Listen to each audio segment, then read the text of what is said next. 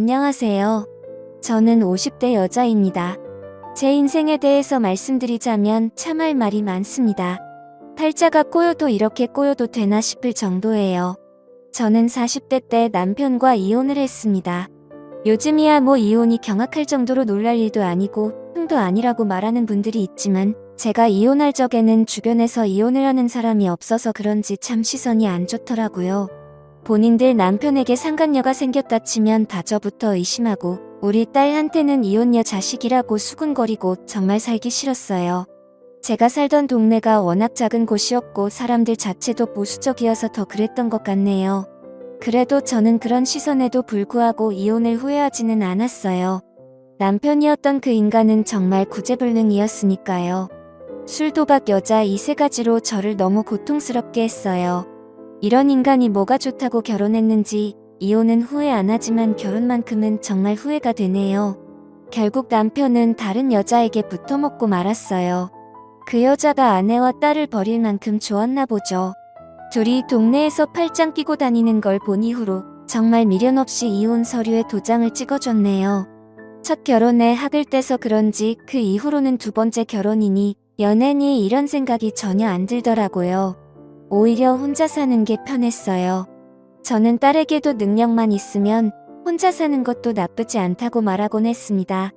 딸과 함께 이혼녀로 사는 것 정말 쉽지 않은 삶이었습니다. 일단 저희 둘은 그 동네를 피해 이사를 가야만 했어요. 이혼한 여자에 대한 시선이 정말 견디기 힘들더라고요. 따지고 보면 피해자는 나고 가해자가 남편인데 왜 그런 색안경을 끼고 보는 건지 이해할 수 없었습니다. 어쨌든 저리 싫으면 중이 떠나야지요. 저는 다른 동네에서 딸과 새 출발을 했습니다. 저희 딸은 부모의 이혼 때문인지는 몰라도 어렸을 적부터 아주 생각이 성숙했어요. 커갈수록 친구 같고 의지하게 되더라고요. 이혼할 당시 14살이었던 딸은 어느새 성인이 되고 취업을 했어요. 그동안 저는 열심히 딸을 뒷바라지했고요. 주로 호프집 주방에서 일을 했습니다. 할 줄 아는 게 요리뿐이어서 그 일을 시작했고 아시다시피 호프집은 주로 밤에 영업을 하니까 딸에게 이른 저녁을 먹이고 출근한 뒤 새벽에 퇴근해서 딸을 등교시키곤 했지요. 그렇게 10년 정도 일을 했네요.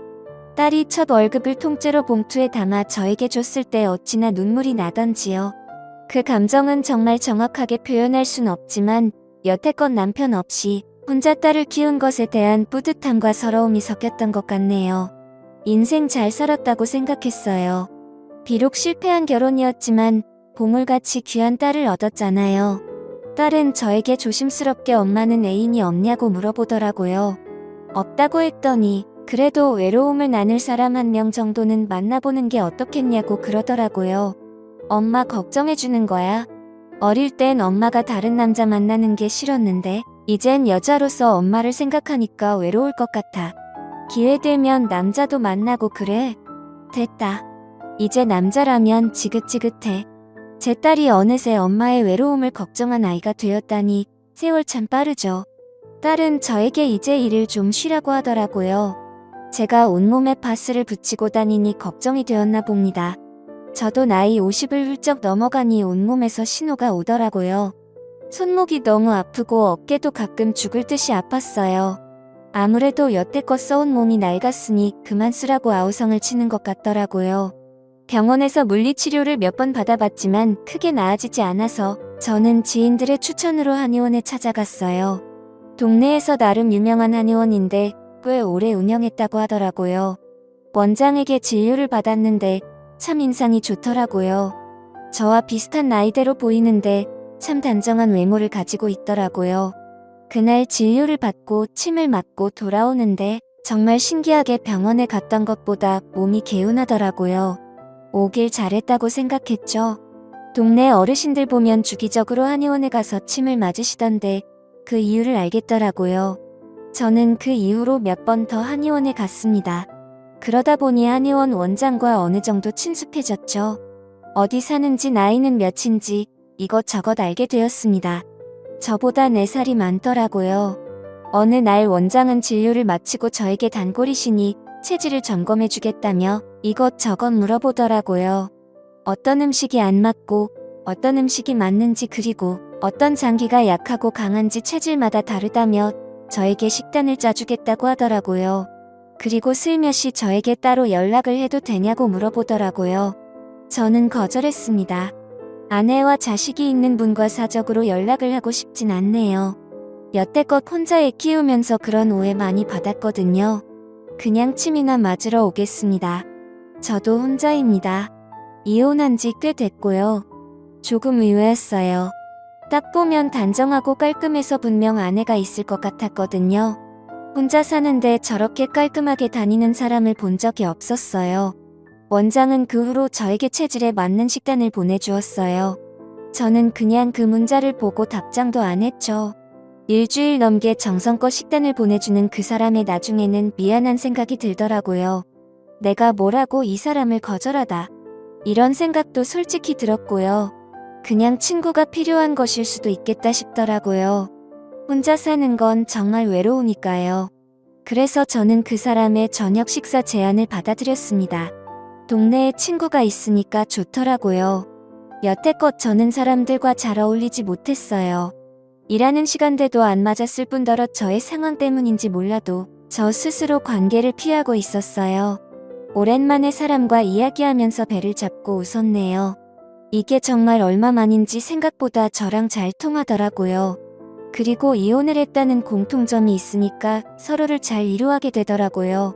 그 남자는 아내와 7년 전에 이혼을 했다고 하더라고요. 서로 간의 성격 차이라고 하대요. 하지만 이혼한 사람들은 알잖아요. 성격 차이라는 건 두루뭉실한 핑계일 뿐이라는 거예요. 분명 무슨 이유가 있을 것 같았지만 자세히 물어보진 않았어요. 어찌됐든 이런 좋은 사람과 왜 이혼을 했을까 이런 의문은 들더라고요. 그 남자는 저의 전 남편과는 완전 상극이었어요. 술도 안 마시고 자상하고 계획적이고 그런 부분들을 보면서 이 남자에게 더욱 호감을 느꼈던 것 같아요. 사람 마음이라는 게 이렇게 쉽게 이끌려도 되나 싶을 정도였죠. 그렇게 친구처럼 쭉 만나다가 어느 날 딸에게 들키고 말았어요. 제가 전화하는 걸 딸이 듣고는 바로 애인 생겼냐고 묻더라고요. 저는 그냥 친구라는 식으로 대답했어요. 조금 민망하더라고요. 예전에 남자라면 지긋지긋하다고 큰 소리 쳤는데 말이죠. 딸은 진심으로 저를 축하해줬어요. 그리고 나중에 한번 소개시켜 달라고까지 하더라고요. 저는 그것까지는 좀 아닌 것 같아서 대충 둘러댔어요. 저희는 같은 동네에 살아서 거의 매일 만나다시피 했어요. 저는 어차피 진료를 받으러 한의원에 가야 했고 가서 같이 점심을 먹거나 진료가 끝나면 같이 저녁을 먹거나 했어요.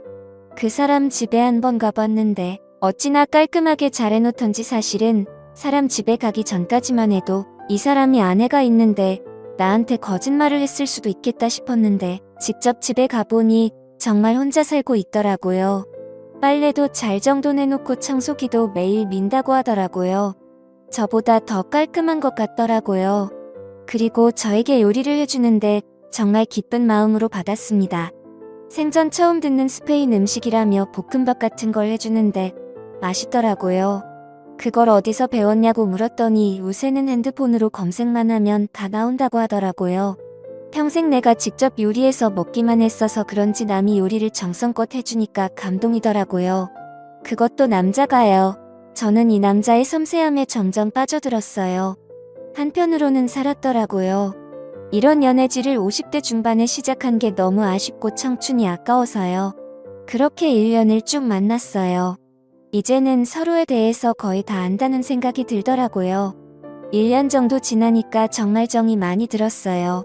사실 사람을 만날 때 조심하고 만나는 편이라 저는 절대 이 남자에게 빠져들지 않을 거라고 생각했는데 저도 모르게 이 사람에게 질투도 하고 그러더라고요.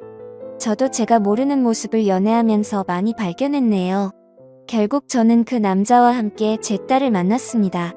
식사를 같이 하면서 이런저런 이야기를 나눴는데 딸이 그 사람을 정말 좋아했어요. 다행이었죠. 딸은 집에 돌아와서도 그 아저씨 좋은 사람 같으니까 계속 만나보라고 하더라고요. 드디어 엄마가 외롭지 않게 되어서 다행이라며 좋아하는 딸의 모습을 보니 저도 기분이 좋았습니다. 또한 아빠 없이 산 세월 원망도 많이 했을 텐데 구김살 하나 없이 잘 자라주어서 어찌나 고맙던지요. 그러던 어느 날이었어요. 제 생일날 그 남자는 저녁 식사로 좋은 식당을 예약해놨더라고요. 이게 무슨 일인가 싶었는데 저에게 진지하게 이야기를 하더라고요. 앞으로 인생을 함께하고 싶다고 합니다. 저는 그 말을 듣자마자 눈물을 흘렸네요. 그동안 제가 살아온 삶이 주마등처럼 머리 위로 스쳐 지나가더라고요. 이렇게 좋은 사람을 만나서 좋은 대접을 받는 게 꿈만 같았어요. 사실 여태껏 내 주제에 무슨 사랑이냐는 생각을 많이 했거든요. 하지만 그 남자를 만나고 나서부터 저는 충분히 사랑받을 수 있는 사람이라는 걸 깨닫게 되었어요. 그것만으로도 그 사람에게 너무 감사하더라고요. 그리고 그날 밤 저희는 그 남자 집에서 하룻밤을 함께 보내게 되었습니다. 사실 그 전까지는 그런 관계가 아니었죠. 저는 그 남자에게 푹 빠져버린 상태여서 그날 밤은 헤어지고 싶지 않더라고요. 저희는 서로 정말 애틋하게 바라봤습니다. 그런데 저는 그 남자의 모습을 보고 얼어붙어 버렸습니다. 그날이 바로 그 남자와의 처음이자 마지막 밤이었네요. 저는 그 남자가 바지를 내리는데 순간 저는 발목에 있는 무언가를 보고 말았습니다. 바로 전자발찌였어요. 그걸 실제로 본 건 처음이었어요. 평소에 시사 프로를 보면 전자발찌에 대해서 이야기를 많이 해서 익히 알고 있었어요. 제가 알기로는 전자발찌라는 건 성범죄자들이 차고 다니는 것이었어요. 그렇다면 내가 만났던 이 사람이 그런 전과가 있는 사람인가 싶더라고요. 머리가 복잡했어요. 저는 그걸 보고 표정이 굳은 채 가만히 앉아 있었어요. 남자는 저의 표정을 읽더니 다시 바지를 입고서는 제 옆에 앉더라고요. 많이 놀랐냐고 하더라고요. 그래서 제가 그럼 놀라지. 안 놀라냐고 뭐라 했어요. 어떻게 이걸 말을 안 할 수가 있냐면서요. 자기기 말 좀 들어달랍니다. 전자발찌를 차게 된 계기에 대해서 남자는 말을 해줬습니다. 들으면서 자연스럽게 아내와 이혼을 하게 된 이유도 듣게 되었지요. 남자는 전 부인을 성적으로 추행한 혐의로 전자발찌를 차게 된 것이라고 하더라고요. 그것도 한 번이 아니라 여러 번을 그랬다고 합니다. 남자 말로는 아내를 사랑했고 고의가 아니었다고 하는데 사실 전자발찌를 찰 정도면 혐의가 어느 정도 인정이 된 건 아닌가요? 저는 기가 막혔습니다. 그 이후로 전 아내가 살고 있는 동네에 접근을 할 수 없다고 합니다. 그러고 보니 이 남자가 여행을 잘 안 간다고 했던 말이 떠오르더라고요. 다 이유가 있었네요. 다른 범죄도 아니고 성범죄니까 더욱 혼란스러웠어요. 저는 남자에게 왜 아내를 그렇게 했냐고 물었어요. 그 남자가 말하길 아내가 자기 말을 듣지 않아서라고 합니다. 순간 소름이 돋더라고요. 저는 그 대답을 듣고 바로 자리에서 일어나서 현관문을 열고 나왔습니다. 엘리베이터를 누르는데 손이 벌벌 떨리더라고요. 그 남자가 저를 쫓아서 나오더라고요. 저는 너무 무서운 나머지 계단으로 내려갔어요. 집까지 어찌나 뛰었던지 숨을 헐떡대며 현관문을 꽉 잠갔네요. 지금 생각해도 치가 떨립니다. 계속 그 남자에게 전화가 오더라고요. 저는 일단 그 남자에게 문자로 이제 그만 만나자고 한 뒤 그 연락처를 차단해버렸습니다. 관계가 끝나서 서운하다기보다는 무섭다는 감정이 더 컸어요. 그 사람과 계속 만나면 저 또한 그 일 당하지 않을 거라고 누가 장담합니까? 정신이 확 들더라고요. 저는 그 후로 한의원 근처에 얼씬도 안 합니다. 그리고 딸에게도 연락을 했어요. 그 남자에게 연락이 오거나 나에 대해 물으면 한마디도 하지 말고 피하라고요. 한편으로는 이렇게 허무하게 끝나버린 관계가 참 아쉽기도 합니다. 좋은 사람인 줄로만 알았는데 알고 보니 범죄자였으니 이만하면 제가 사람 보는 눈이 없었던 걸까요? 한때는 왜 저에게만 이런 일이 일어나는 건지 화도 났지만 이제는 모두 잊으려고 합니다. 사람 관계라는 게 마음대로 안 되는 게 인생이잖아요. 동네 사람들은 한의원 원장이 전자발찌를 차고 있는 인간이라는 걸 모르는 것 같... 저는 이걸 소문을 내야 하나 말아야 하나 고민하고 있어요. 분명 소문을 내면 제가 낸 것이라는 것을 알 테니까요. 저에게 보복을 할까봐 두려웠어요. 참범죄자들이 판치는 세상이 얼른 없어지길 바랄 뿐입니다. 알고 보니 전자발찌를 차고 있더라도 회사에 입사하는 것도 가능하다고 하더라고요. 저는 까맣게 몰랐어요. 제 황혼 연애는 이렇게 끝이 났네요. 1년이라는 시간 동안 참 많은 걸 경험해서 그런지 후회는 없습니다.